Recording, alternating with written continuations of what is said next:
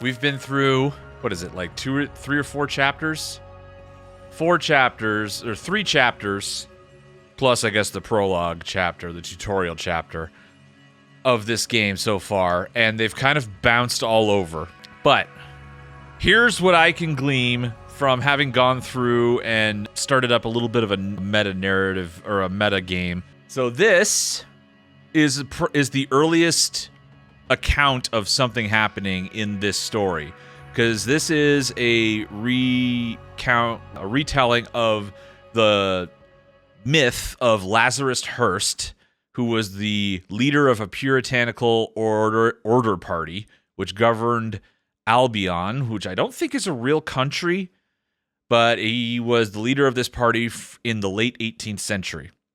Supposedly, so goes the myth, that he came to power because of the power of a so-called golden idol that gave him power. Most people agree that this is just a myth, though, but this is what the myth is so far. Now, this next piece, I'm actually very proud of myself that I was able to piece this together, because this next cutscene that happened after we finished the first chapter is this one. This one involves somebody selling off the piece of the golden idol to what looks like a pawn shop or an antique collector or something like that. But here's the thing. The discussion in the first panel there says, I can take the gilded brass trinket for scrap metal. You can have 3 sui for it. I assume that's how you pronounce sui. Maybe it's su for it, and call yourself lucky. I actually had to go and look up what that means. 3 sous is an old, late 18th century form of French currency. It's, I think, the equivalent of a Canadian cent is what a sou is. But it was most predominant in France in the late 18th century. So this leads me to believe that the events that we're seeing depicted here happened shortly after the events, supposedly, of Lazarus Hearst's goings-ons happened. So this kind of might tell us how the golden idol transported its way through history from the late 18th century to the mid-20th century. Because as you can see there, on the second panel in the top right, that's the age of whenever hot air balloons were created.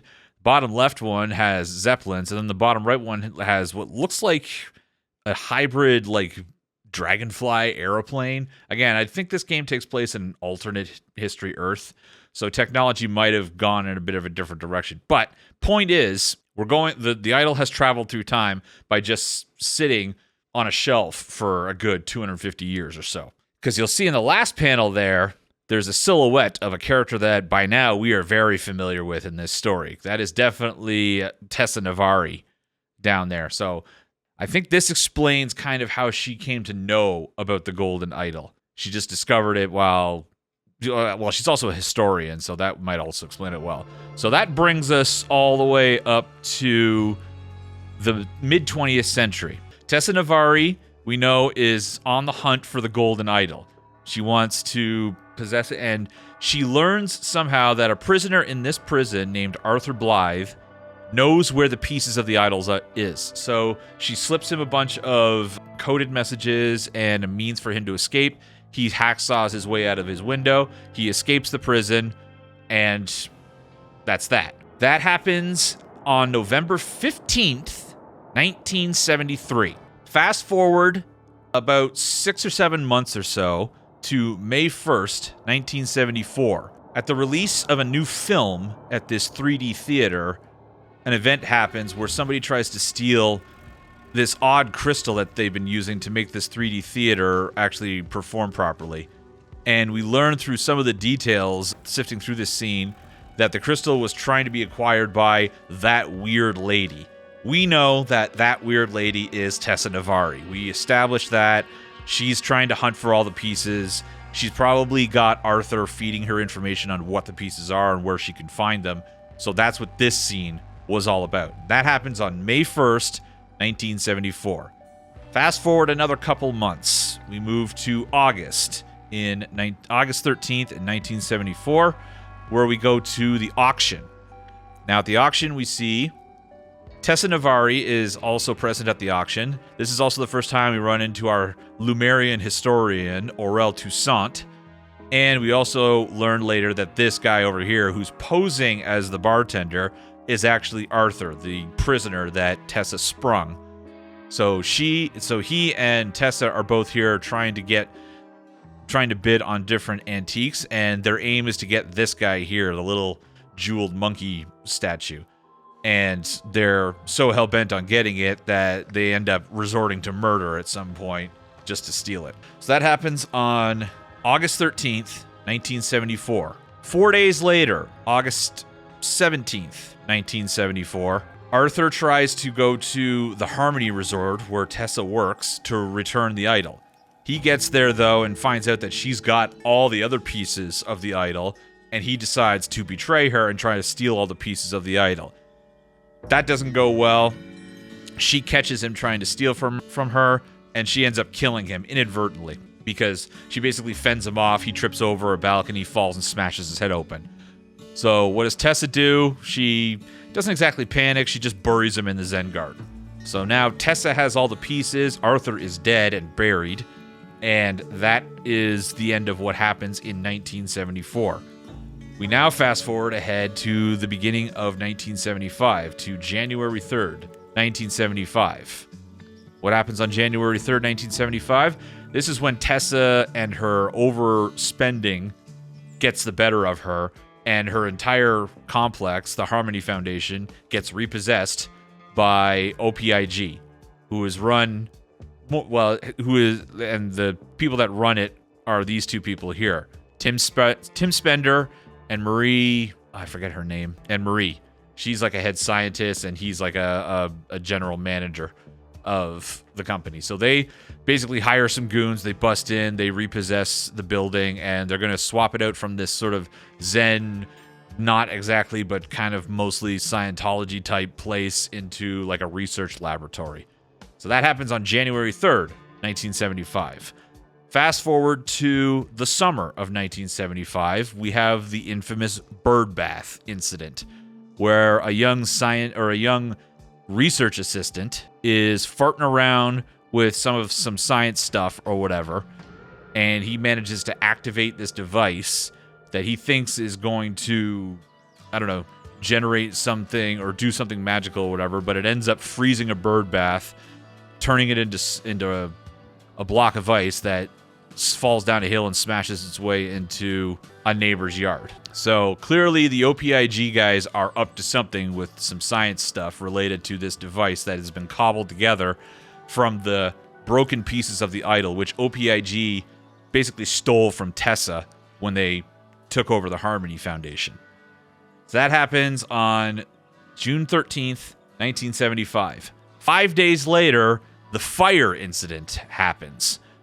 Where it wasn't Jack that made the bird bath incident happen. It was Eugene, because he was the research lead, and Jack was just his assistant. So Eugene, because of this stumble or whatever, he gets demoted and he gets kicked out of the lab, but he also starts hooking up with the hippies and learning about the Harmony Foundation.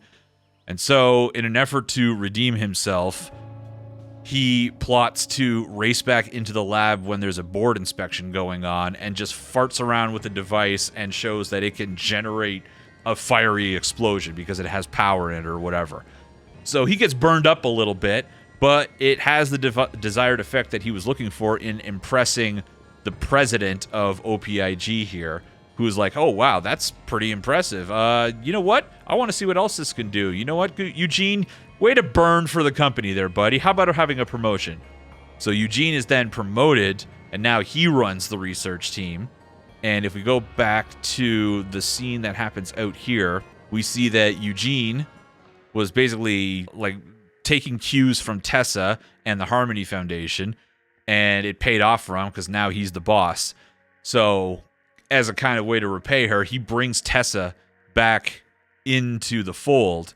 And now he is research lead, and he's got Tessa, he's got Jack, the assistant guy, and he's got Mary all working for him.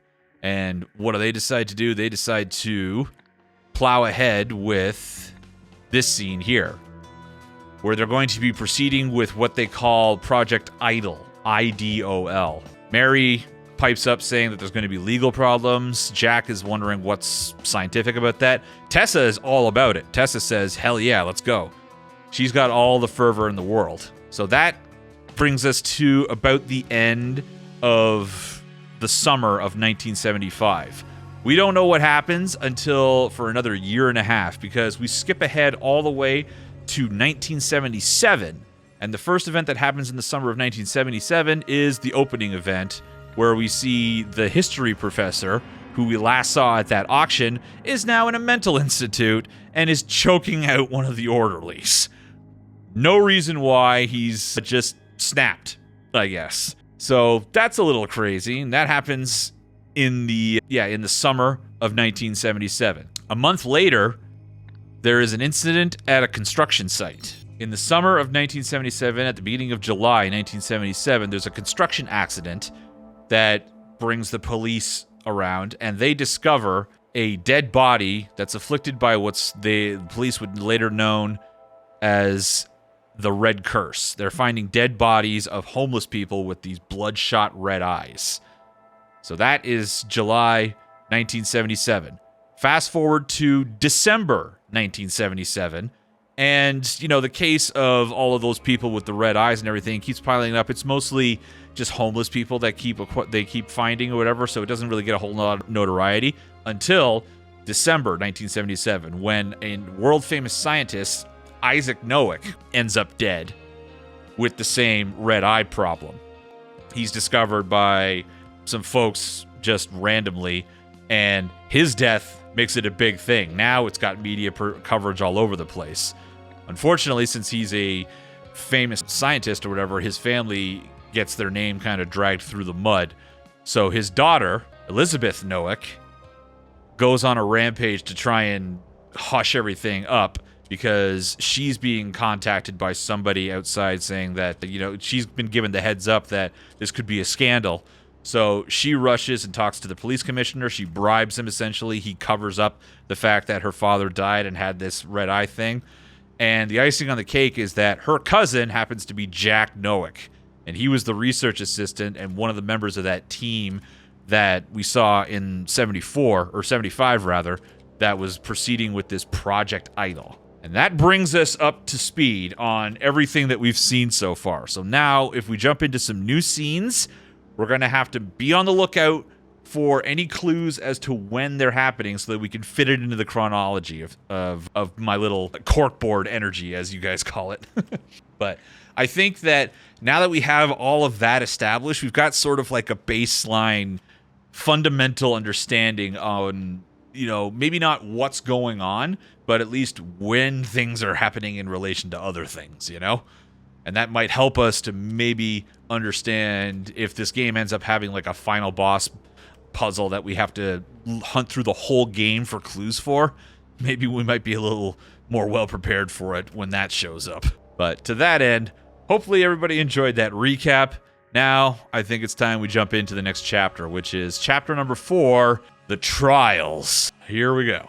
Welcome to the penultimate part, Chapter 4, The Trials, in which mind-bending discoveries are made. Oh boy. We've got 4 different scenes to check out here. The first one already looks like it's off to a harrowing start. Feathered Frenzy. A deadly attack at the aviary. Birds. Wow! What on earth is happening here? Oh my god! What in the world is going on here? This is not what I expected. Oh my goodness. Alright. What are these pieces of paper on the floor? The Pt.4 on the left gives 0 hoots. Yep, he doesn't give a hoot. He don't give a hoot. What are these pieces of paper? Oh, good. Half ripped apart notes. I think we have to identify what all the birds are, probably. So there's a bird called the death rattle something. Uses its colored feathers as something against predators. Often mimics the sound of sounds and something. Silence is advised. Alright, so we gotta find the other half of that note, wherever that's going to be. Why are all these notes ripped in half? Dang it. The red-breasted something. Okay, I'm guessing that's this big guy right here. Alright, so we got page 2 right there. What happened to the poor guy on the floor here? Holy jeez. Okay, so we've got some stationery that has OPIG on it. So maybe this place is run by PIG. That could be something. This guy's got a key to the incubator and the aviary. He's also got what looks like, I don't know if that's a feed or something else. The man is not breathing and his neck is bleeding. That sucks for him. Yikes. You discovered a bird. Really? Okay. What's in the bushes? Oh, eggs. A couple of them look crushed. That might speak to why the birds are going crazy. What's he got on his foot? Yeah, he's got crushed egg on his foot. So I think Buddy here might have stepped on the eggs, and that might have been what set off the birds. I discovered another bird, so let's discover all these birds. The green ones here appear to be parrots. I'm sorry. I didn't know, right? Yeah, they're parrots. Ooh. This beaky guy here has a band with some symbols on it, and some of those symbols look awfully familiar. Yes, they do. Like this symbol here, the triangle symbol, that looks like the same symbol that we saw on the OPIG stationery that we found in this guy's pocket. Yeah, it's the same symbol there. So we know that, and we know this cane symbol from before and the key symbol. This one here is new, though. Interesting. Another bird. What does poor panic lady here got going on? Declan, what did you do? So we have a name. We have a name for our downed fellow. So let's get that. Y'all know the drill. If we're going for... Oh, we got to name all the birds. Wonderful. Oh, good. I can't wait. Okay, so she's got a key to the aviary. He's got a key to the aviary and the incubator. And it looks like they have two different baggies of two different kinds of... I assume that's either feed or nesting, maybe? I don't know. Poly 2, Poly 3. More information about the birds. More information about the birds. Let's just collect all these things. Piece them together later. What happened inside... I assume this is the incubator. Oh, we have another person. Okay, so there's the incubator. Oh, there's another cracked egg inside. The incubator is on, and the bulb is hot to the touch. Somebody might have juiced up the incubator too hot, and it might have... Yeah, warning. Overexposure to heat from the incubator could prove fatal. Always remember to check on the eggs after putting them inside. So, somebody overheated them. And what happened to Sad Lady here? She got a dead bird. No. Why? He promised to take care of you. She's stuttering. I don't know if she's stuttering because she's upset or if she has a stutter. I'm just so hyper aware of all the details. Hey, Race Against Time, you missed the recap.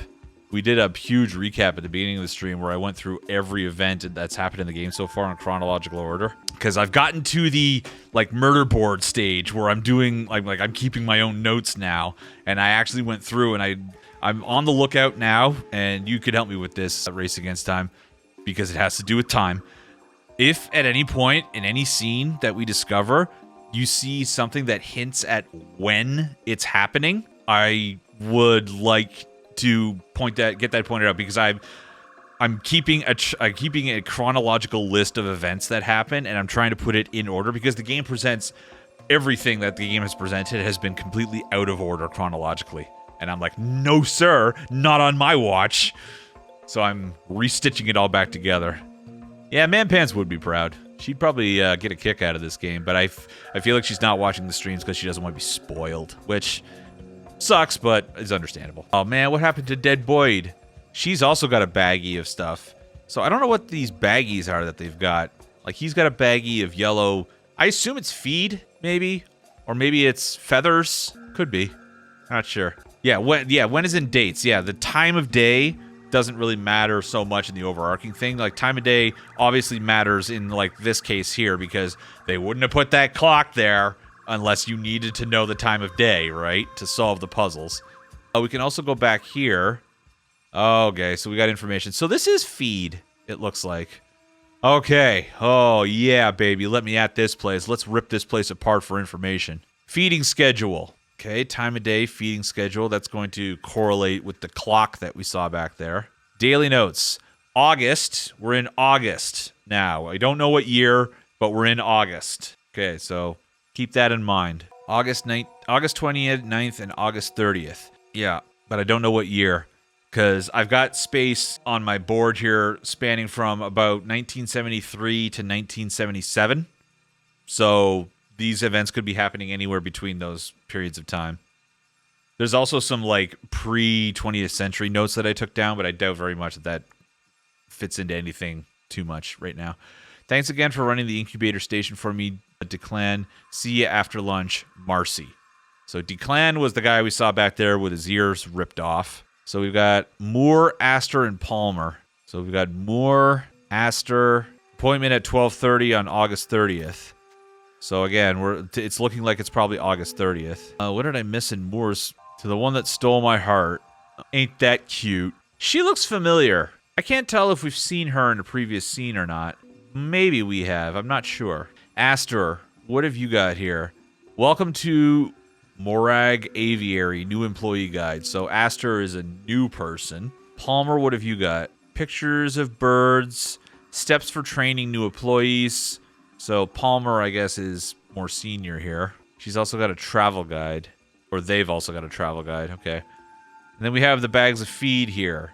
The label reads millet, Lori. Black sunflower seeds for the flower piercer. A corn for the grouse. And white bone meal for the herald. Okay, so we have all the information now that this scene is going to give us. Now we have to figure out everything. Okay.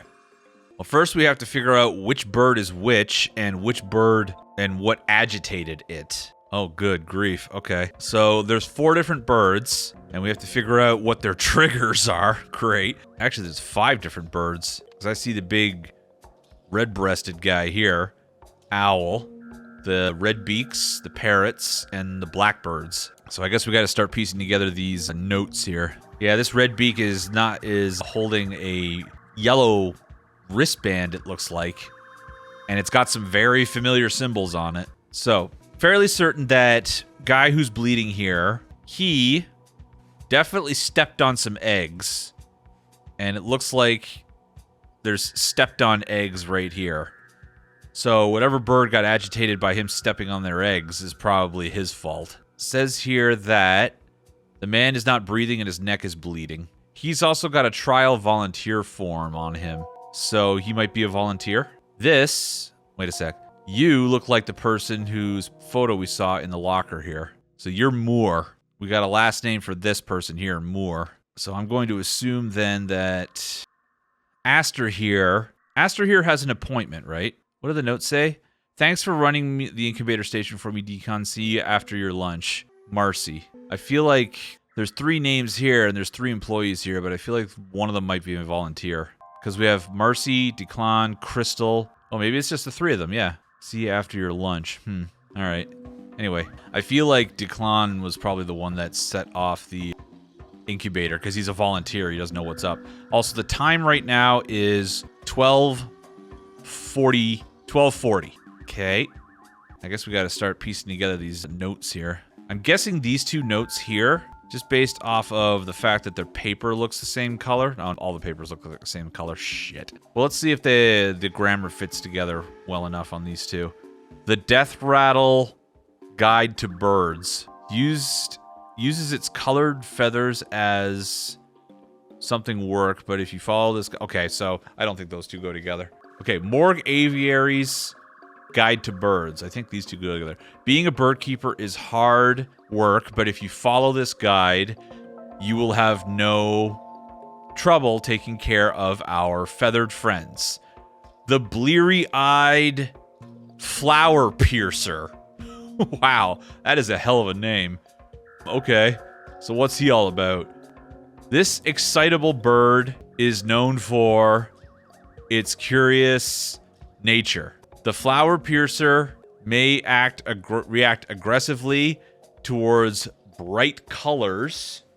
Avoid bringing anything neon inside their habitat to prevent agitation. So that's these guys here, because the bright yellow bracelets what set these guys off here. So the red beat guys are the bleary-eyed flower piercers. So you were triggered by that, clearly. And I think we can drop a name on you here. The bleary-eyed flower piercer. Okay, so we got that note. It also says that on this note that there's no smoking involved. And there might be something else, but that one's not. That note's missing a piece. So this was page whatever of that guide. Okay. So what do we have? We have 2 more pages here. The Death Rattle Heron or the Death Rat. Okay, so it's probably Death Rattle Heron.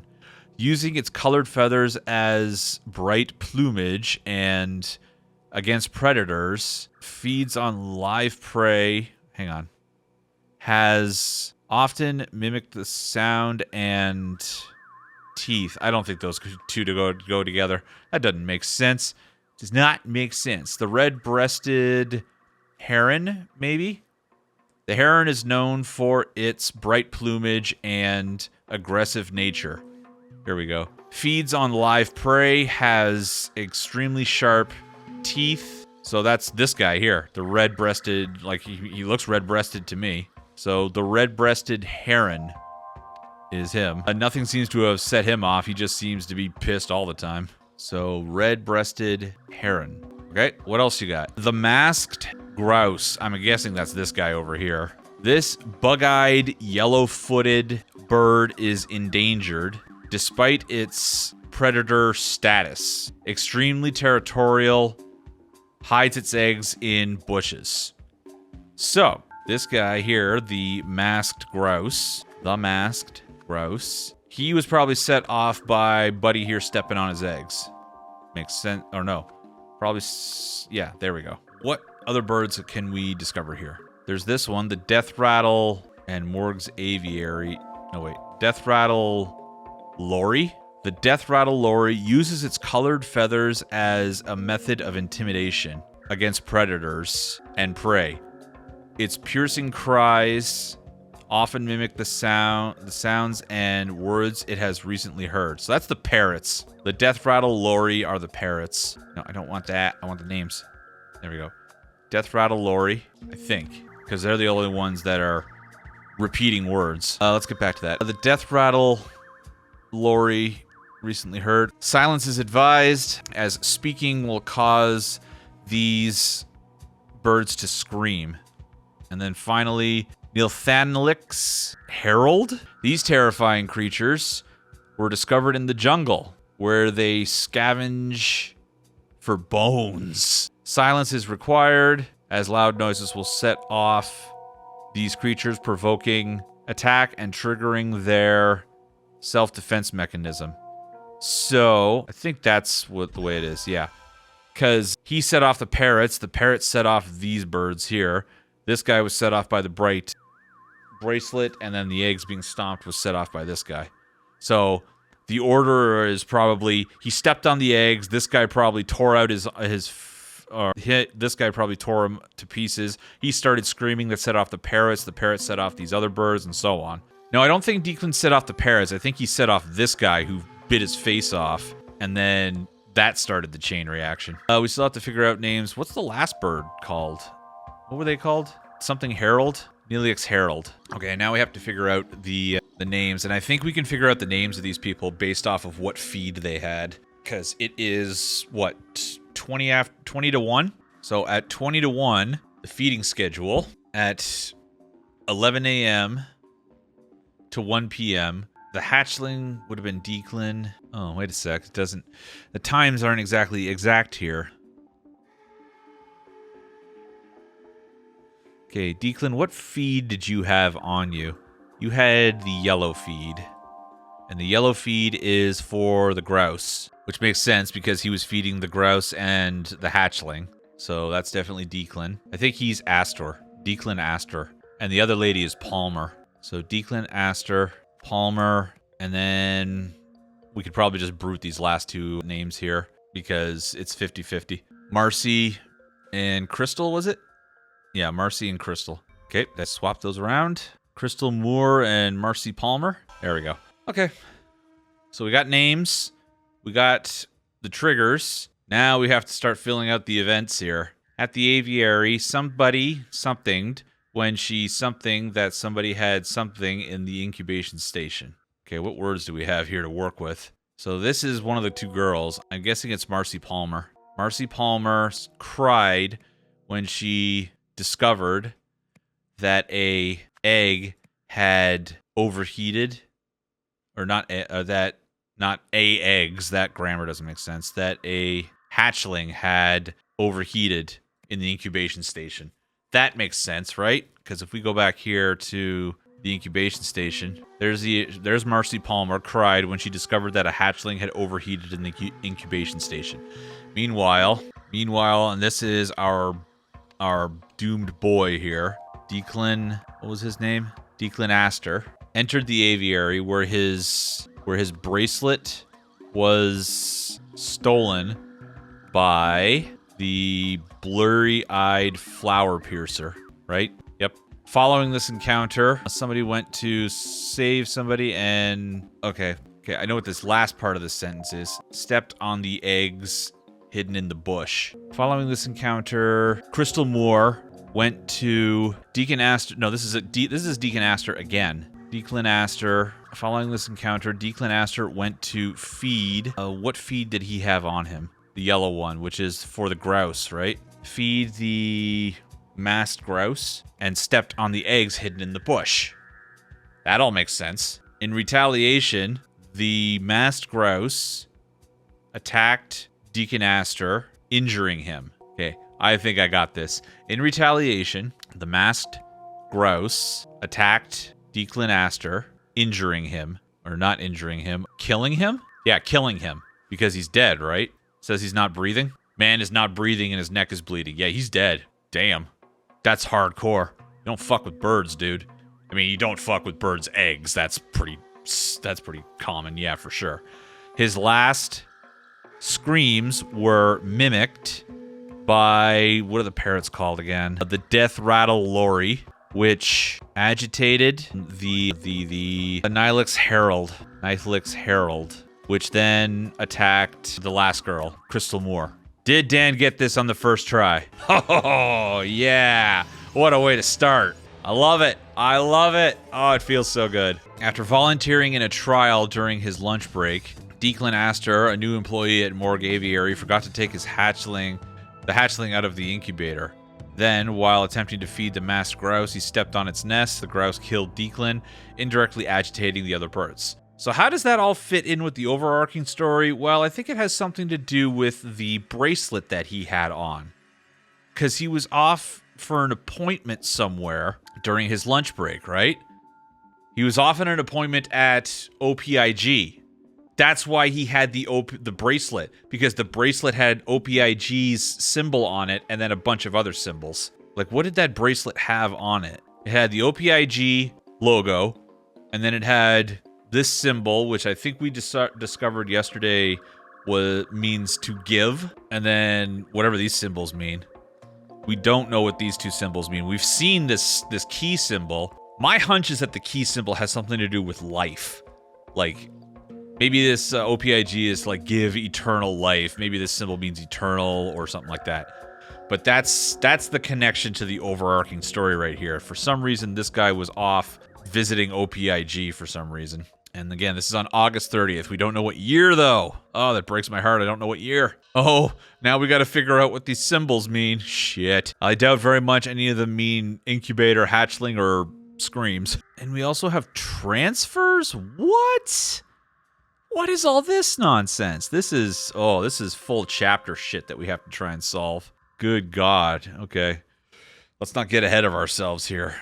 Settle down, everybody. What's the tape message say here? Research engineer. Subject 37 did not arrive for his follow-up appointment. Project lead. Another scumbag took the money and ran. That's possible. Either way, we'll need to throw out his research data. But what do we do with the data disk? Subject 37. I'll bet you Subject 37 is dead guy. The guy that we just saw get killed by the birds because he sucked at his job or whatever, right? Because I bet you he didn't come back because he got killed by the birds. And research engineer and project lead, these are probably the people that we were talking about before. Project lead, I think, is Eugene. Remember, he got promoted to project lead because he set himself on fire and impressed the board manager. And then research engineer, I think that's either Mary or Jack. I don't think that's Tessa. Okay. I don't know how to fill in any of this. Okay. So anyway, I'm just going to mark it down here. Even though I don't know what the year is, I'm just going to mark it down that on August 30th, Subject 37 died in aviary. Okay, got that listed down for my notes. Again, I want to have one more look around and see if I can see a year or anything that indicates any kind of dates anywhere on here. Besides August 30th, obviously we know that. Also, the girl that was crying over the dead hatchling, she has a travel guide in her locker. That didn't come up while we were trying to solve this scene at all. So why is it there? It means something. This is important. Okay.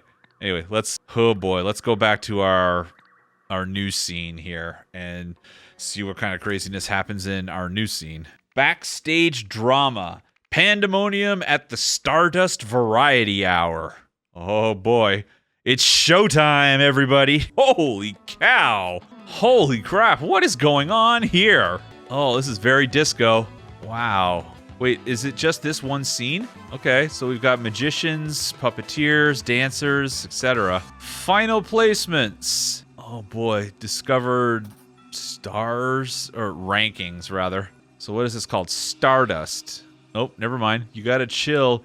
A bunny ran on stage during my act, but you don't see me whining. Okay, so somebody's upset about stuff. For the record, First the record, then the surprise act. This whole show must be rigged. I performed a flawless waltz. Sure you did, lady.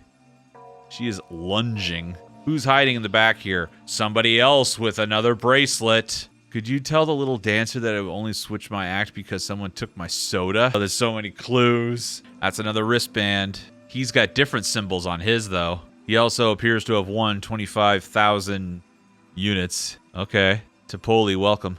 Trying to solve mysteries here. No spoilers. Sweet biscuits, Cam. That's delicate. Alrighty. Lone Wolf. Also, it looks to me like Lona or Nona here is written in the back of it there.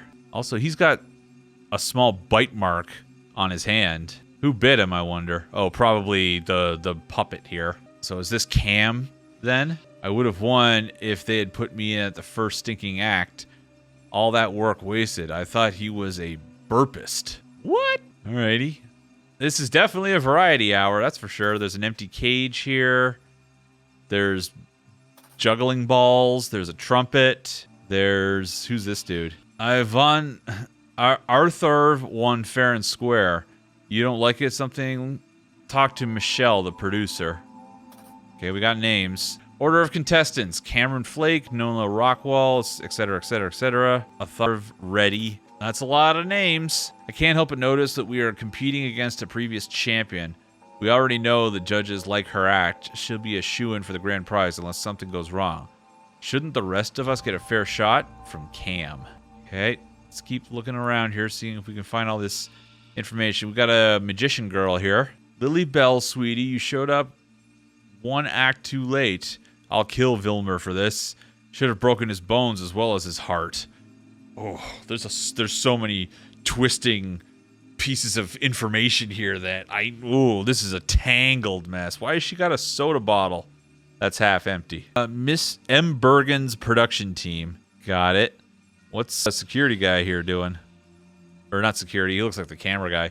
Jamie would have stolen the show if he could have used knives. This is more good stuff for the blooper reel, though. General notes: the ventriloquist and magician each surprised me, but not in the way I expected. Funny clips for the reel. Lily was a no-show till the jugglers act. Record malfunction, sticky valves, ballerina freakout. Yeah, I'm getting the ballerina freakout part for sure. What's on the note here? No weapons on set, hence the no knives thing. Props table, do not touch. Okay. Do love it when the game is just like, here's the thing. It's just there. We're not going to tell you anything about it. It's up to you to decide how significant it is. La femme ennuise.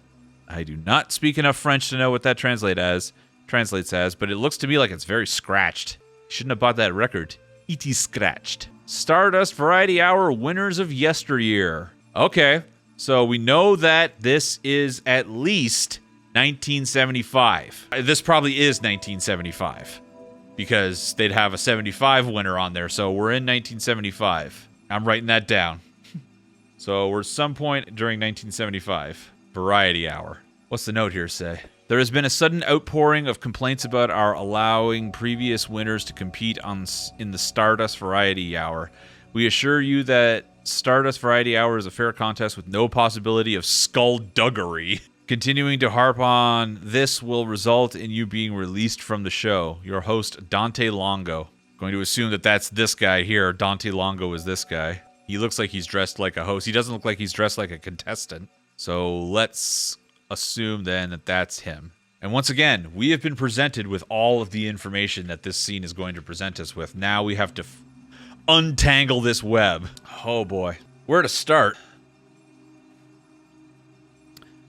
Order of contestants. There's all their names. We just have to put the names to the stage names, I guess. So, 1973 looks like the ballerina girl again. Is that who that's who they might be talking about. And the ventriloquist kind of looks like 74, but not really. So this guy is the musician. That's why, so he's playing the trumpets. I think this is Cam, because this guy is saying, "Sweet biscuits, Cam, that's delicate." So he's probably talking to the person here with the the puppet that bit him.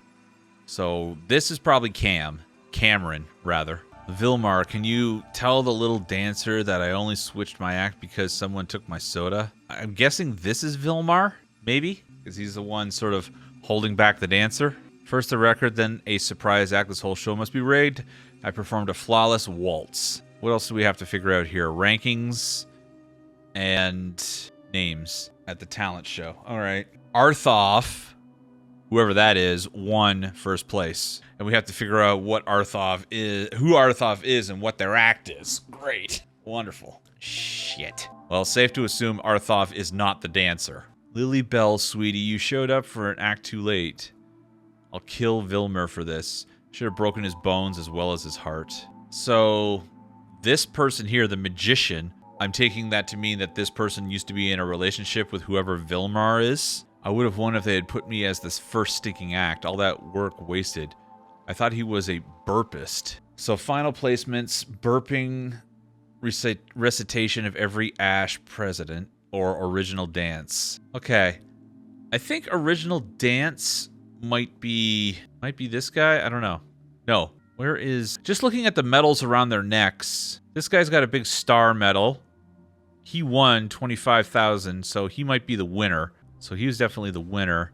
But what did he do? He might be the singer? I'm not sure. This guy's the musician, ventriloquist, musician, singer, dancer, other dancer, magician, maybe? Jamie would have stolen the show if he could have used knives. Jamie being... I don't think Jamie's a musician, because Jamie's a male name in this case. Okay. You've got a run sheet, right?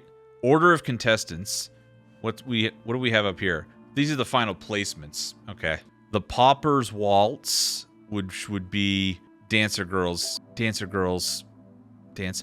Meet Mr. Vlad. That's the ventriloquist. So the ventriloquist got silver, got second place. So we know that. The ventriloquist got second place. And I think third place went to this guy, and I think he's maybe a dancer as well, because the last place went to the magician. Howlin' Wolf Blues, that sounds like something that would go to the musician that has a howling wolf on his tattooed on his chest. So we're getting these rankings down. So the musician was 5th. The magician was last. The Pauper Waltz was the dancer, or the ballerina rather. Implausible Forces, Meet Mr. Vlad, and Original Dance. So I guess the burpist won first, and I'm guessing the Implausible Forces probably goes to the juggler.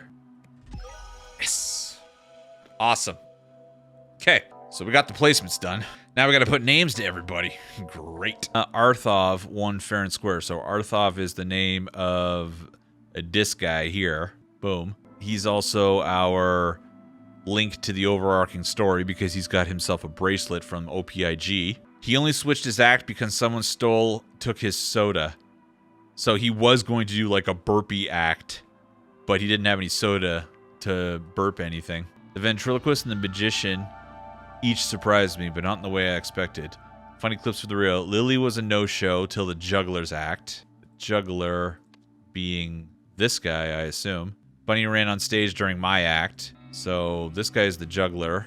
Record malfunction, sticky valves, ballerina freakout. Bet Lily is the bunny. Yeah, Lily Bell is the bunny, because that's who the magician is trying to chase there. Knife juggling. Knife juggling, yes. So, Jamie would have stolen the show if he could have used knives. This is Jamie, the juggler. So let's throw his name down there. We don't have to identify the bunny, though, so Lily Bell is not a name that we need to put on anybody here. Ballerina freakout. Sticky valves. What does that mean? Oh, the valves are probably stuck on the trumpet. What did the musicians say here? Oh, I know what this means. Lone Wolf Nola.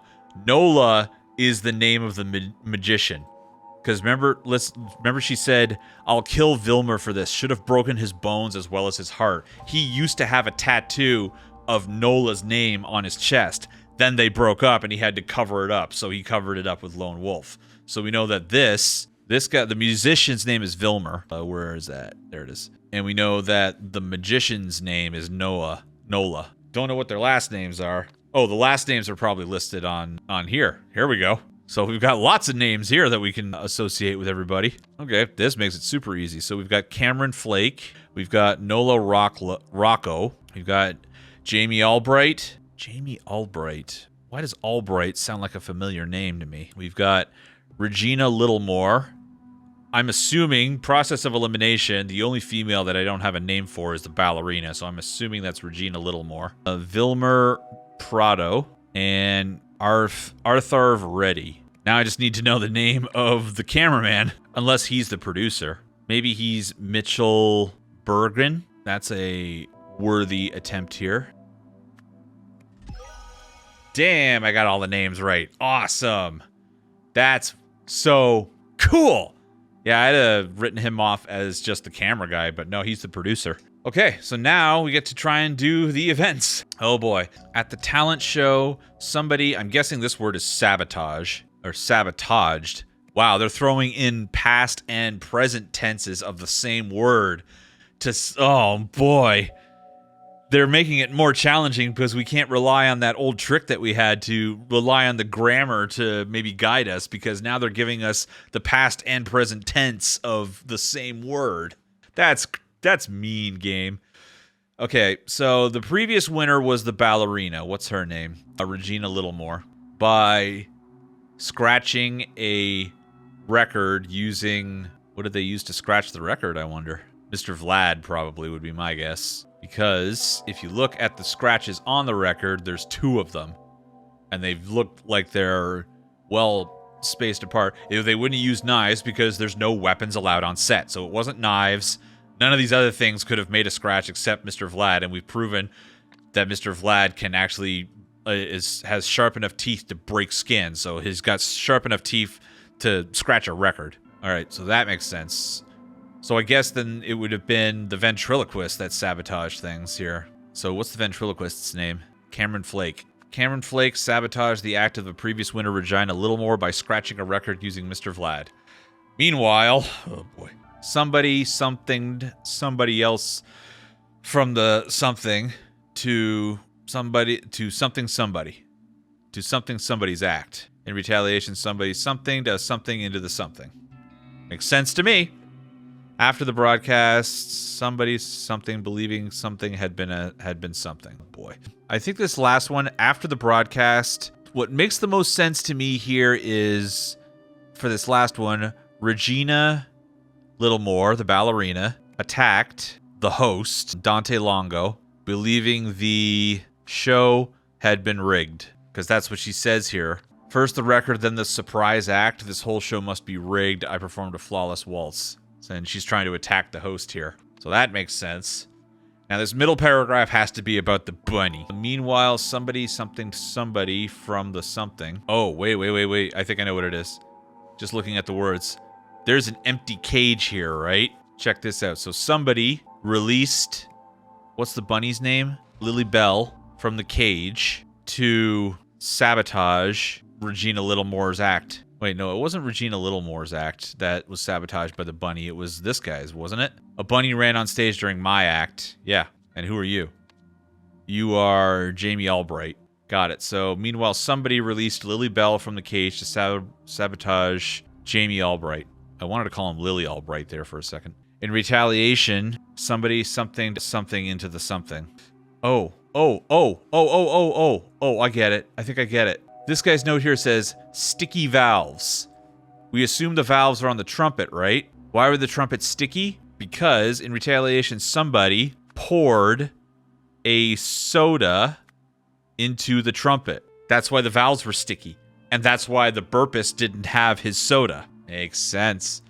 Just got to figure out who's doing what here. So, who stole the soda and poured it into the trumpet, though? How are we going to figure that out? Trying to look at everybody's... Everybody show me your hands. She's got the soda. That's where the soda is. It's an orange soda. Okay, so the magician was the one that poured the soda. In retaliation, so who's the magician? Nola Rocco. Nola Rocco poured a soda into the trumpet. But who let the bunny out of the cage, though? It's an empty cage. Juggler's balls. Props table, do not touch. So Carmen Flake sabotaged the previous winner by scratching the record using Mr. Vlad. Meanwhile, somebody released Lily Bell from the cage to sabotage Jamie Albright's act. In retaliation, Norla Rockwell poured a soda into the trumpet. Vilmer Prado released Lily Bell from the cage to sabotage... Oh. He wanted to sabotage the magician's act. It wasn't the magician that wanted to sabotage the juggler. It was Vilmer that wanted to sabotage the magician. So the magician's name should be here. Nola Rocco. There it is. Okay. It was hard to keep the details in my head there for that middle section. You have solved this scenario. Due to their past relationship, Vilmer decided to spoil his ex-girlfriend's Nola's magic act by releasing her bunny from its cage. In retaliation, Nola stole Arthov's soda and poured it into Vilmer's trumpet. Because Arthov couldn't belch without his soda, he changed his act to dance, which surprisingly won. I'll bet you he surprisingly won because he's got that bracelet on. Because remember, this guy has a bracelet on that has a few symbols on it, and he ended up winning a talent contest, even though all he did was an improvised dance.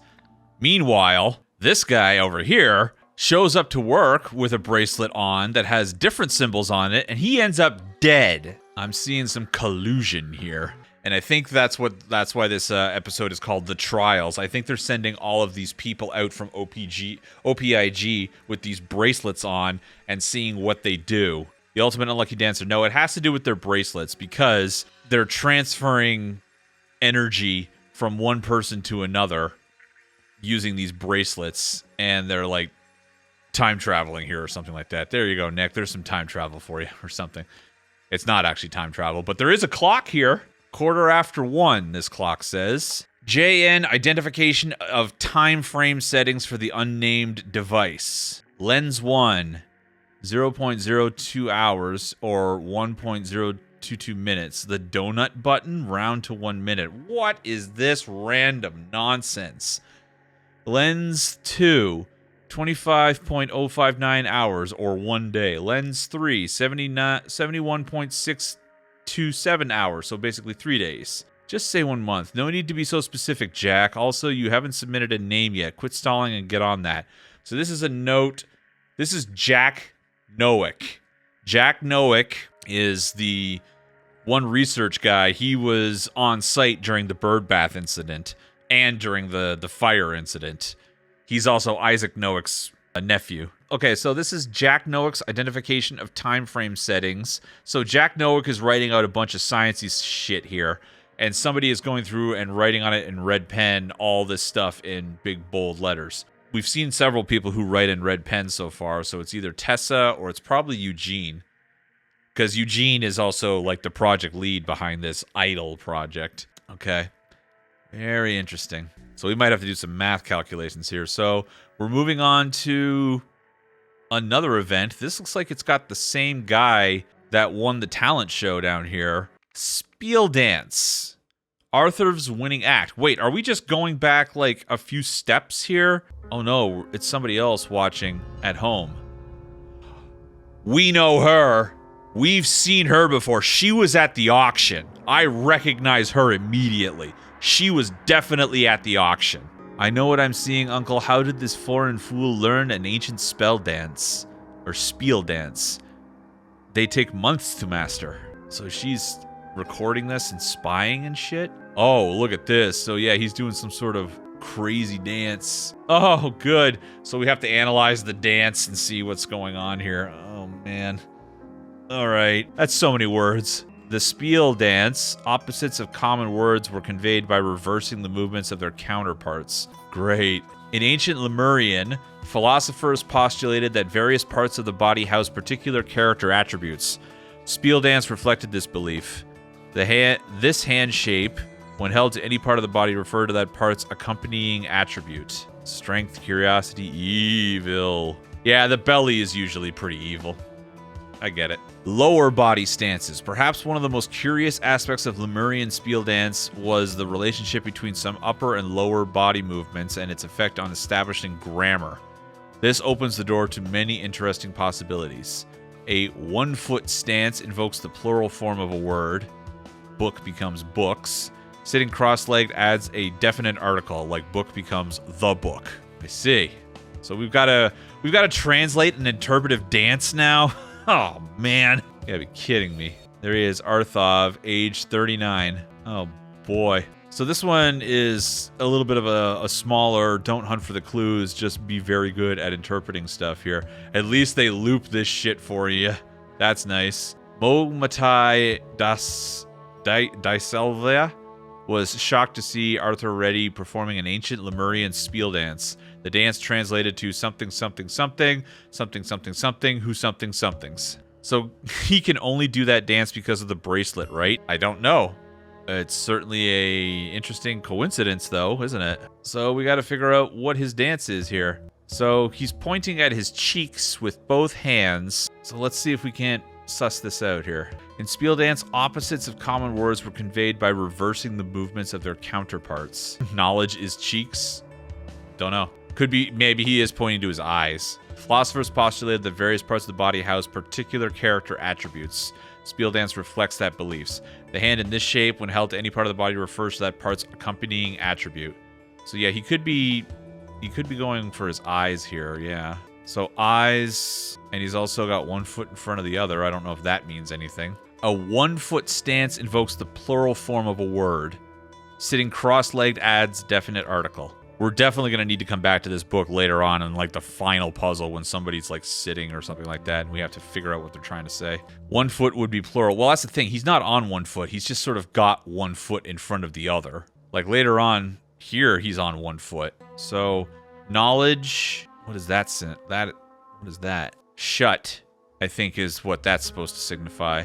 Knowledge, shut. So this has become less of a deductive puzzle and more just like a translation puzzle. This reminds me a lot of Chance of Sandar, which was another game that I loved as a puzzle-solving game. I never streamed that one, but if you want a cool puzzle-solving game, Chance of Sandar. Especially if you're a fan of like languages, world languages, and that sort of thing. Knowledge, yeah, I think you're saying like he's opening. So knowledge opens, whatever that is. Knowledge opens forbidden, maybe? Forbidden doors. Knowledge opens forbidden doors. Because he's on 1 foot for this one. He's doing the symbol for door, but he's on 1 foot, so doors. He's doing the open one here. Knowledge opens forbidden doors. Knowledge opens forbidden doors. What's the next thing he does? Okay, he goes down into like this crouching spooky hands pose. Beware, I think is what that is. Beware. Now he's pointing at his stomach with his 2 fingers. Evil. I believe that's what that means. Yeah, beware evil. Now he's doing like a 1-footed hiding gesture. Fools. Beware evil fools who... what's the Wakanda symbol supposed to mean here? Who steal? Yeah, I think that's supposed to be steal. Whatever this is. Who steal... I don't know what this last one here is. He's on 1 foot again, so it's a plural of whatever. Who steal... keys? I think it's keys. Yeah. Okay, that was a simple little one. I like that one. I was afraid that these were going to get too complicated, but the last couple have been that one was really simple. But I like that one. That one was nice, a nice little break to just do something kind of a really simple, straightforward puzzle. Knowledge opens forbidden doors. Beware evil fools who steal keys. I'll bet you the key that they're referring to here is the idol. You have solved the scenario. Wordamati Slavi recognized the distinctive movements of the Lemurian spiel dance from her uncle's book and was bewildered by Arthur's knowledge of this ancient tradition. Ooh. What do we have here? These are transfer artifacts. Holy shit. What the hell is this? Okay, it contains Subject 37's memories. We know who 37 is. Subject 37 was the dead guy, the guy that got killed by the birds. So these are like hard drives full of people's memories or something like that. What in the world? Okay, we're getting closer and closer to filling all this out. We got to do one more scenario here. Okay, let's jump into scenario number 4. Complex. A high-rise tragedy. Whoa. Whoa. Wow. There is a hell of a lot going on here. Man, every time we come to a new scene, I'm always like, God, there's so much going on here. Okay, let's start at the bottom here, work our way up. So, in the lobby of this slum apartment, apartment 42, we've got names, everybody. Hesper Towers. Wright and Stenson, Wilthrop Sawyer, Nanakin Oslaw. I don't recognize any of these names. I guess we're tasked with figuring out who lives where. That's gonna be fun. There's a laundry basket here. Colm's laundry basket. Okay. What's the bulletin board got to say? Oh, so many things. Okay. Hesper Towers, opportunity to earn. Participants needing research study starting on Monday the 20th. Same day cash payout.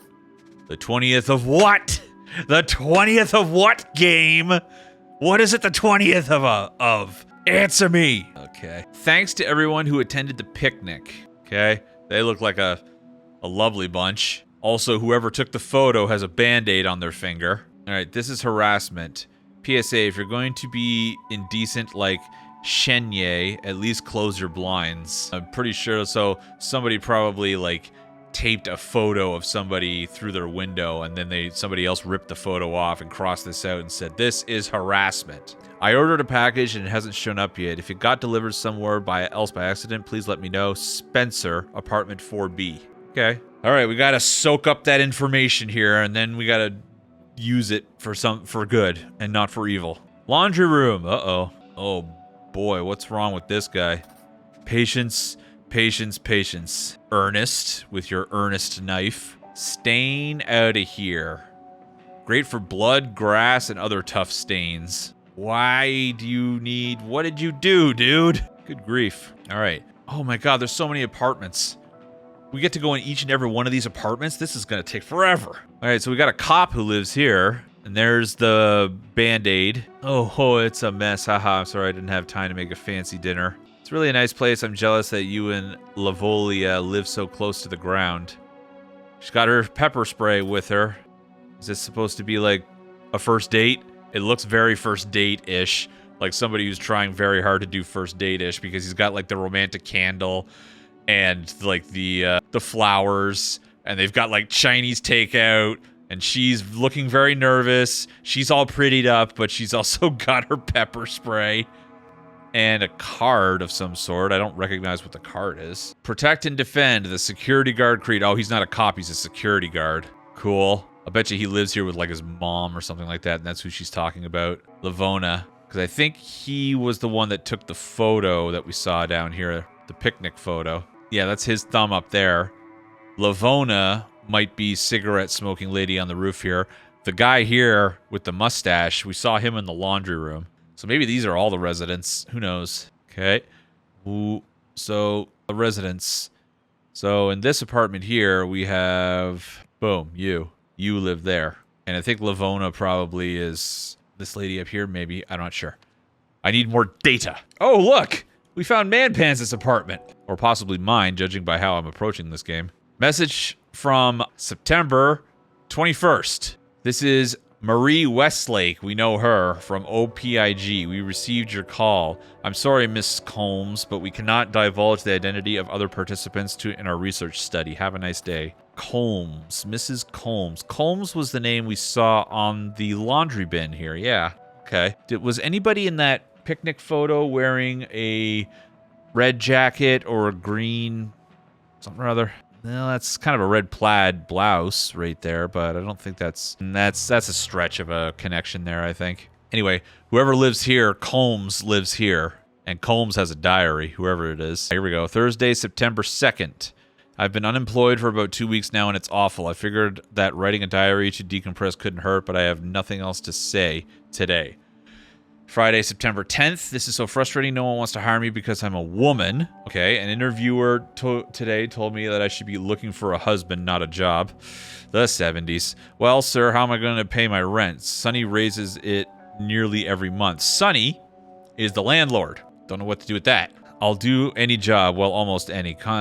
Constance offered to pay me for babysitting, but I can't stand her kid. Constance is the one with the baby in that photograph. I'll betcha. I'll betcha. I'll betcha. I'll betcha. Constance is this person here. So do we have names? Not quite. Not yet. I mean, we have names, but we don't have anybody. We don't have her photo to attach it to yet. So let's keep soaking up data. Monday, September 20th, the hunt continues. I enrolled in a research study today to help me get by financially. Oddly, I didn't have to take any drugs. They just sat me down in front of a crystal contraption. It was the strangest experience, but at least they paid me up front. Hopefully I can sleep off these odd side effects. Uh-oh.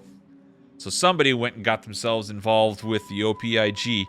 That's probably why she's calling to ask about the other test subjects, because she's probably having like weird side effects and she wants to get in touch with the other test subjects to see what happened to them.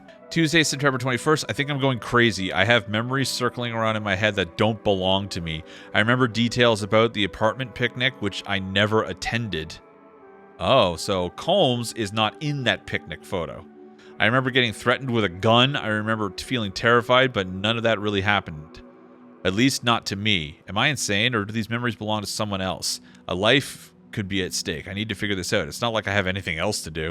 So that's why this person turned into murder mystery murder board person here. Oh, dear good God. Oh, where's Man Pants? This is too much for me, man. Oh, God. Yeah, the machine, I think it, like, swaps people's memories. Yeah, that would make sense. Probably steals memories and something. I think from the first game, I remember that the idol, it was all about, like, stealing life, like youth, from somebody and giving it to somebody else. That's why people could live forever. OPIG participant. Whose memories are these? Have I gone crazy? Probably. Oh, look, we've got some apartments crossed off here. Attended the picnic, afraid for their life. Threatened by another resident. Will they follow, though? Yikes. Does that mean that the wristbands give certain memories? I mean, yeah. That's probably why the talent show guy managed to win. Because maybe he got the memories of, like, the old Lemurian dance from somewhere else. I don't know why that would translate for a dead bird guy, but who knows. All right, what's going on here with these two? Big Nose is saying, watch it. With his trash bag. Out of my way. I may already be too late. Oh, crap. So somebody else who's got a wristband. Different symbols on this one. Also, there's the indecency photo. Hang on a sec. Okay, I think the person in this photo, I think, lives in this apartment because the string of lights are in that photo. So I think this person might be rushing up somewhere. This guy, I think, lives in this apartment because he's got the trash bag. That was not what I was expecting. That came out of nowhere. What the hell? Dead guy. Dead guy. Jeebus. Okay, we'll come back to him. Yeah, wrong room. Sorry. What do we have in this room? We have... Alright, this is where the Big Nose guy lives with his Big Nose son. Alright. So the key symbol maybe means memories. I wonder if the dance wasn't referring to real keys, but instead memories. Could be. Could be. Oh man, there's so many things to solve here.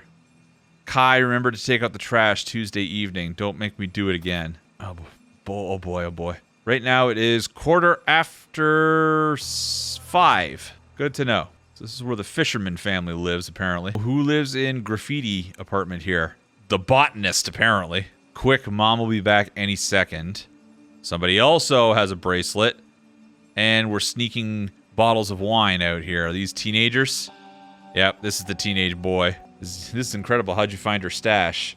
So this is the kid that lives over in this apartment, and that's his dad. Mom, Jane. So I'm assuming this is Jane. I'm guessing Mom is up here on the roof, judging from the cigarettes. So you are Jane. I've got to start putting some names to people here. Also, this is Kai, I believe. Because if we go back to this apartment here, the note says, Kai, remember to take out the trash Tuesday evening. All right. She stashes her wine bottles in the plants. All right, lady. So, how about that dead body? Let's say we return to that, shall we? Oh, dear. Yep. Oh, suicide, no less. This is one of the guys in the photos, too. The man has a bullet wound to his temple. Yes, sir, he does. Everyone knows it. The world is better without me. Goodbye. Wow, that's dark. Sorry for blindsiding those of you out there with that, but that's super dark. And he's got chopsticks. That's even more dark. All right, what's the messages on his phone say? This is usually a gateway to a lot of information. Message from 9/21 at 6:07 p.m. Did you forget our agreement at the picnic, or do I need to go up there and remind you? Ooh. Okay, so somebody from a floor lower than him is threatening him. 7:13 p.m. Hello, sir. I'm calling from Fremont Pond. We just wanted to inform you that we do not forcibly impound people's pets, even if you are a landlord. Thank you and goodbye. We got our landlord here, so the landlord is the dead guy. What did the note here say about the landlord? Sonny. So dead guy is Sonny. I don't have a Sonny. That's unfortunate. Okay, so much for that. I guess we're gonna have to figure that out. What you got in your trash? He's also got a bracelet. Pretty much everybody on here has got a bracelet. He's also got a receipt from the Noodle House. He's got a receipt from the Noodle House, and he's got chopsticks. Yet I don't see any evidence of the food anywhere in here. We did see Chinese food down here on this floor. Maybe this is Sonny's kid, brother, something like that. I don't know. Yeah, there was a specific dollar amount on the receipt there too. And yeah, dollar, or not dollar, but whatever the unit of money is in this universe. He's also got kitty cat food delivered to Spencer Wright. Okay, so Spencer Wright, I think Spencer Wright was the one who posted, yeah, Spencer, apartment B4. So this guy stole Spencer's cat food or whatever, probably because he doesn't seem to like people's cats, or people's pets rather, because he's got a message here from Freeman Pond. We want you to inform you that we do not forcibly impound people's pets, even if you are a landlord. Thank you and goodbye. So something's up with that. What's going on in the seamstress's apartment? This would probably be the person who was also getting photos taken of her, because she's probably trying on dresses. Saturday the 18th, 11 a.m., go to a picnic, unless Sonny is going. So Sonny is there's the Sonny name. All right, so now we've got a name for Sonny. Our dead guy. So this person also didn't go to the picnic because Sonny was there. Church, work, set up a new sewing machine, game night with B4, leave early for date with Kenneth. Is that this person down having the awkward date down here? Could be, except her schedule here says 7 p.m. leave early for date with Kenneth, and the one clock that we found, oh no, it's 7:15. So that's probably her, yeah. I don't know why I said 5:15 before. So I think awkward date lady lives in this apartment by herself. Okay, what else can we know about her? Kenneth. Bo told me about what you did on Saturday. You know who seemed better for a few days, but now he's back to his normal behavior. I don't think you threatening him will fix this. Regardless, I don't need you to protect me. Too strong? Moving forward, I think I can handle my own problems. Maybe another night. Whew, there's a lot of information here. What do we have here? How to speak and be heard. Dire discussions. So, I think the seamstress lady here might have issues, social issues, maybe? She's got a dream catcher. She's got a nice setup here for designing clothes. All right, top floor. Who's in here? Well, this would be Mom and her shitty kid. So this is Constance. You heard the loud boom half an hour ago, honey. That means no playing outside tonight. And Mr. Sawyer will be here any minute. So is there a thunderstorm coming by any chance? Anyway, this is Constance. Go outside. Playtime, mama. I want to play. Not the mama. Yeah, this place looks like it's been terrorized by this kid. Poor lady. Good grief. Apartment inspection is on Tuesday at 7:20 p.m. Pick up after your brat or get evicted from SS. Yikes. Somebody's not very nice. It's probably Sonny. Nobody seems to like him very much. Also, apartment inspection is on Tuesday at 7:20. The time right now when all of this shit is happening is what, 7:15? Yeah, 7:15. So she's saying that Mr. Sawyer will be here any minute. So Sonny Sawyer, I think, is the landlord. And that would also make sense because her note says SS. So Sonny Sawyer is looking pretty good. There's no other information in this room. Top apartment here. This would be the game room. Look at these guys. These would also be the people that have the cat. All right. Get rid of the cat or you're gone, Sonny Sawyer. So Sonny Sawyer just is like the resident asshole. And he's been murdered. Anybody want to take a guess as to like this? Everyone knows that the world is better off without me. Goodbye. Does this not seem a little convenient for a suicide? Plus, let us not forget, Buddy down here is trying frantically to wash what looks like blood out of his shirt. So I think things are starting to come into focus here. Anyway, what are the gamer guys doing? It's a hollow threat. Trust me. I saw what happened in the picnic. We don't need to worry about him anymore. I recognize these cards. One of the girls had one of these cards on her. Was it her? No, it was the one having the awkward date. Yeah, she's got one of the cards. So I think sometimes she goes up and plays games with the gaming boys because that's what it said on her itinerary right here. Game night with B4. So this is B4. And these are the two guys that live there, so we can also scratch them off the list here for who lives where. Constance lives up here. I don't know who lives with Constance and her baby. The gamer boys live up here. Sonny lives right there, or used to. The father and son live there. I'm guessing that these two live here, because the cigarette butts, and that's where her wine is, so that goes there. I guess... yeah, Paranoia Lady might be the one who was... yeah, because there was a diary entry written saying that she couldn't find a job because she's a woman. So you go there, and then the last guy goes up here. Boom! Could be spilled spaghetti sauce, you're right, because maybe the kid spilled spaghetti sauce all over his shirt. Yeah, that makes sense. Yeah, look at that. Look at this spilled mess all over. So yeah, that makes more sense. Okay. Good misdirection right there. Patience, patience. He does have a knife, though. Ernest. So is your name Ernest? Whomever you are. We've also got photos. So we have to identify who's taking these photos and when. Oh boy, okay. That's good to know. We still haven't researched or gathered all the data yet. How can you be so sure? How does Sonny even know about Darcy? Who's Darcy? It's a hollow threat, trust me. I saw what happened at the picnic. We don't need to worry about him anymore. It does look risky. Yeah, you're right. Is Darcy the cat, by any chance? Maybe that's the case.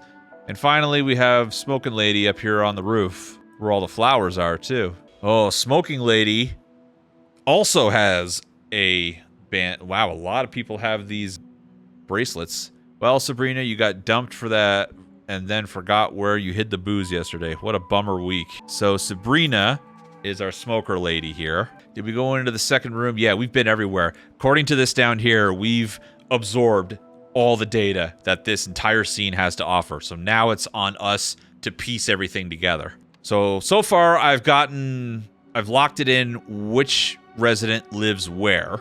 So that's locked in. Next thing I got to work on is what everybody's name is. And then we also got to figure out these two photos. So that's going to be fun. If we go back down to the lobby here, we've got some names here that we can throw up. So Wright and Stenson. Wright and Stenson are the gamer boys. So these two. I don't know who's who, but for now we can just Stenson and Wright. The family up in the top left. Winthrop. That's the family, the family of three. The baby, the mom, and the dad here. Winthrop, their names are. Assuming they're married. Fine. Combs lives in B1. So this is Combs. So that's this lady right here. This is Combs. Right here. She's the one that was complaining in her diary about not being able to find a job. Then she went and did the experiment at OPIG. OPIG this is now doing experiments with folks. They're like bringing people in for studies, and then they're all going home with these bracelets that have certain symbols on them, and then weird shit's happening to them. We have to, and I think the overarching objective of this chapter that we're in right now is to decipher what has happened to all of these people. So let's go back to figuring out names here. So we have A1 is the security guard guy. Ozla, you're the awkward security guard guy. He's the one that took the photo at the picnic. We know that. Nakana is the father and son. The son is over drinking with Jane. The father is the one taking the trash out right now. Sawyer, we already know Sonny Sawyer. He's the dead guy. And then the Winthrop family we know up there. Wright and Stenson, we don't know who's who. B3 is Bird. That is the seamstress lady who's on the date with the security guard. So her name is Bird. Next floor down is Knox. Knox, I believe, is the smoking mom and the teenage daughter. So Jane Knox and Sabrina Knox. And then finally, we have Combs. Okay, so that's the last names all sorted. Now we just have to figure out first names, I think. Ms. Combs got a message from Mary Westlake. We know her from OPIG. I think we can maybe figure out some of the stuff on the photo here. At least some of the names on here. Because we know that the picnic photo was taken by the security guard guy. So Ozla. We don't know when, though. This is a photo of the seamstress lady, Bird. And I don't know who it was taken by, though. I mean, it had to have been taken by somebody who's on the same floor as her. Because it looks like it's a straight shot through her balcony. So maybe it was Sonny, the landlord that nobody likes. Oh, and he's got her name. Shanae Bird. There it is. There's her name. Perfect. Cool. Opportunity to earn. Participants needed. Research study taking place on Monday the 20th. Sorry, my blah, blah, blah. My son and I couldn't make it. Isaac. Isaac is the name of the dad here. Because this note is saying my son and I couldn't make it. There's only 2 people in this building that have kids. The mom here with the screaming baby, and the father and his son. So this is Isaac. Or Issa, rather. Not Isaac. It's just Issa. All right, we're getting close to filling out these names here. We just got to hunt around for more data and see if we can figure out who everybody else is. So let's hunt around back through all of our clues here. We know Jane. We've got her name down already. Jane Knox. This is Kai Nakani. Nanaki is the character from Final Fantasy VII. So we're not getting anything out of there. This is Bird's apartment. Go to picnic. So Bird didn't go to the picnic because Sunny was there. Then she goes to church. Then she goes to work. Then she sets up a new sewing machine. She goes up and plays games with the guys up here. And then she goes... Kenneth. Kenneth is the name of the security guard. Perfect. Okay, good. And Kenneth is also the name of the person who took this photo. Very good. We've also got Bird's name. First name, so we can fill that in. We don't know who the photo was taken of. Saturday 18th at 11. Is that when the picnic was? Is that what Bird had on her schedule? Yep, Saturday 18th at 11 a.m. So we know that the picnic took place on Saturday. Bam.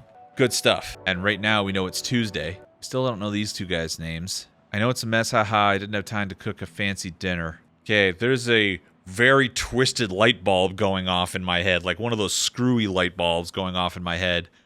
Because, check this out. Sunny Dead Guy up here is in his apartment. He looks like he's committed suicide, but here's the thing. He's got chopsticks. He's got a receipt for noodles, 2 orders of noodles. But he doesn't have any of the Chinese food here. On the other hand, very nervous guy here does have the Chinese food. That seem a little suspicious to anybody else? I love that there's... Oh, you're right. There is a bridge between, yeah, the 2 kids who are with each other. That's fun. Alrighty. Kai, remember to take the trash out Tuesday evening. Don't make me do it again. But he ends up doing it again because Kai's not there. We still have to figure out the name of the Gamer Boys. And the name of the baby. Spencer Wright. There it is. There's a name that I can actually solidify. So Spencer Wright is one of these 2 guys. I still don't know which one it is, though. Fuck. Lavona lives so close to the ground. Are we missing? Is it Lavona Combs? Because she also lives close to the ground. So that makes a lot of sense. Okay. Still don't know what the kid's name is, and I still don't know the exact pairing of the names of the Gamer Boys. Bo told me about what you did on Saturday. So Bo is one of these 2 guys as well. So we finally got a name, and we could probably just force the last of it. Except we don't know what the kid's name is. Damn it! Patience, patience, patience. Is the kid's name Patience? I thought he was just saying the word patience. Okay, that's a hell of a misdirect right there. Shit. That didn't even register because patience is an actual word. Damn it. Son of a bitch. Oh my god. Okay, yeah, that was hidden pretty well. Pretty well hidden. Not bad, game. Alright, now we can fill out these photos, probably. I think. Like, who took the photo of... Well, I think Sunny took this photo. Sunny Sawyer probably took this photo. And if she's getting changed... She's not getting changed into a blue outfit, is she? Because she's on her date with Kenny and she's in a green outfit right there. Photo was taken by Sunny Sawyer on when? When was it taken? And you know what? He's got the Polaroid here too. So yeah, he definitely took it. Question is when? Is it on this day? It's a Polaroid camera, so he could have just taken it today and then posted it and then... Yeah, that makes sense because it's a Polaroid camera. He took it today and posted it downstairs. Okay. She set up her new sewing machine up on Tuesday. Oh, what? Oh, that's way better. Yeah, because she's got an old antique one there, and now she's got a new one, and that's in the photo. And she said she was going to set up her new sewing machine on the Tuesday. That makes way more sense. Damn it. Oh, I should have seen that. That's hard. That is hard to spot.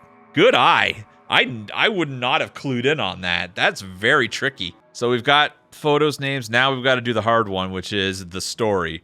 On Saturday at a picnic, I think this is... Okay, where are the names? Names are Kenneth Ozola threatened to kill Sunny Sawyer, I think. That may not be Kenny, but I'm pretty sure it is. However, on Monday, somebody something to the something after attending a something. After attending a... This is probably research study. Because the Monday is the 20th. So, however, on Monday, somebody, something, the something. Verbed the... However, on Monday, I think Kenny Ozola... Or no, Sunny... I think Sunny Sawyer forgot the threat after attending a research study. However, what's her name? Combs. What's her name? Lavona Combs. Lavona Combs also attended and received the former's memories. On Tuesday morning, somebody took a... I think this is... Sunny took a photo of a bird, which provoked Kenneth into shooting Sunny for the good of everyone in the building. I'll bet you that's it. Shit! I'm so close! Oh, wait, I got a wrong... That's not right. I got the wrong name there. That's supposed to be Sunny's name, not Kenneth's name. Okay, I did have it right. I just slipped up on that one word. You solved the scenario. Sunny Sawyer, the petty landlord of Hesper's Tower, enjoyed making life difficult for his residents. At a picnic, Kenneth threatened him with violence and Sunny submitted. However, OPIG's research study removed the memory of Kenny's threat from Sunny's mind. No longer scared, Sunny took an invasive photo of Bird, Kenny's romantic interest, which was the last straw. Lavona received Sunny's memories, but was too late to save him from Kenny's vengeance. Wow. That was a hell of an episode there. And now we've got the final piece of this overarching story, which is what looks like a book from OPIG's... Oh, boy. Subjects. Oh, man, oh, man. Subject number 35, 36, 37. We know who 37 is. Okay. Subject outcomes, Group B.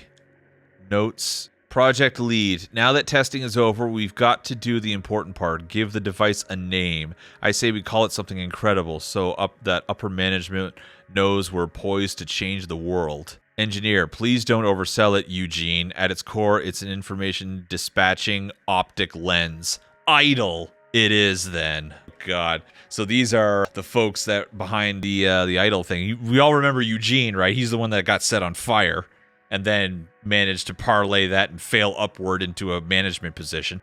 So he's the project lead. The engineer, I think, is Jack Nowick. Okay, so here comes your time to shine, Nick. What do all the symbols mean? Circle dot is less than a day. So a minute, yeah. Circle triangle is a day. So you mean semicircle triangle is a day? And the dancer is 700 years? What? What are you talking about, man? All right, so we know these two canes here are give and take. I'm fairly certain that the key here is memories, and these are all units of time. So that's memories. That's take. That's give. So if we go into the first episode, which is when all the birds were ripping apart the poor guy here, his bracelet says they took a dot and a semicircle from his memories. Maybe the kid, I don't know, like, so they're adding in memories and taking away memories. Did he display, like, he's a volunteer guy. Yeah, he lost his, right, he forgot a small thing because he forgot about the heat lamp. That's why he forgot to turn off the heat lamp. That's why the little hatchling overheated. So they took a small amount of memories away from him.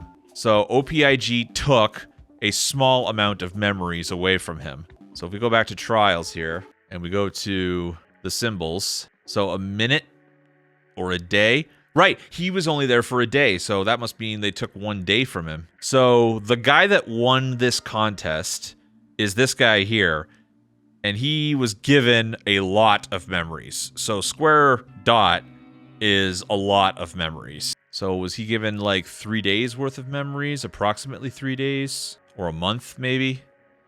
Would have taken him a month to... Didn't the lady here say that it takes about a month to learn the dances or something like that? It takes months to master.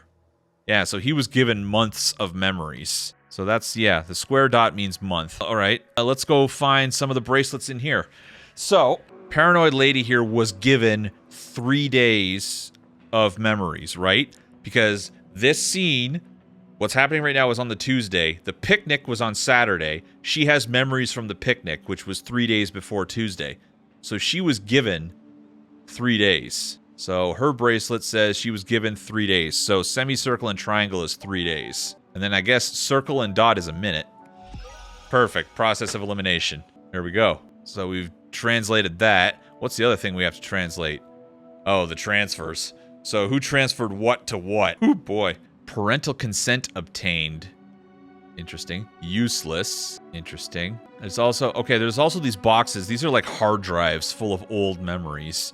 So if we go back out to the trials here, let's have a look at these boxes. Contains useless information. It contains 4 months of useless information. I'll bet you this is the dance. Because they say on here, it's useless. But the people at OPIG don't think it's just useless dance moves. It's only the woman watching at home who's from another country who knows what the dances are. So I think this, which is a data disk, gave 4 months of useless information to this guy, who was able to then use that to dance his way to victory there. Dead guy received or sent 3 days worth of memories to Combs here. And we know 3 days is that. I don't know what their subject numbers are. How am I supposed to... Oh, their subjects were supposed to... Numbers were supposed to figure out from this. Okay. Parental consent obtained for this one. Somebody received 1 day's worth of memories here. I think mom gave her information to daughter, because that's how daughter knew where the secret stash of wine was, right? Because let's go back to that scene. The one kid is saying to her, how did you find her stash? And if we go up to mom up here, she says... Sabrina, you got dumped and then forgot where you hid the booze yesterday. What a bummer week. So I think mom lost her memories and it went to the daughter. And the daughter, that's how the daughter was able to find it. So I think 1 day's worth of memories went from mom to daughter. And that's the bottom one here. Parental consent obtained. Because she's a minor. What did the bird guy's bracelet have on it? Did he lose? No, he lost memories, so he wouldn't be on this chart. Right? Because his bracelet says that he lost memories, so he doesn't count. Because we're only looking for people who received memories to fill out these transfers here. Although Bird Guy might have lost his memories for a day, and then it would have gone to... Who would have received memories about turning off a heat lamp? Maybe they stored it... Right! No. You're right. No. He's totally right. Because there's a hard drive on the drive here that says it contains... Subject 37's memories. Subject 37 was reportedly did not arrive for his follow-up appointment because he was super dead because of Bird. So his memories went into a hard drive. That's the key right there. It went into that hard drive, which is a data disk. And we know that he is subject 37. Okay, so now we just have to figure out who each of these subjects are. And to do that, we need to go into here. So subject 37 Age 23, male with red hair, no follow-up, so we know who that is. That's Dead Bird Guy. Dancer Guy. He was age 39, if I'm not mistaken, right? Yep, age 39, so we know that. So, age 39, so he is subject 35. Cool. Sonny. Elderly gentleman. He would have been another no-show.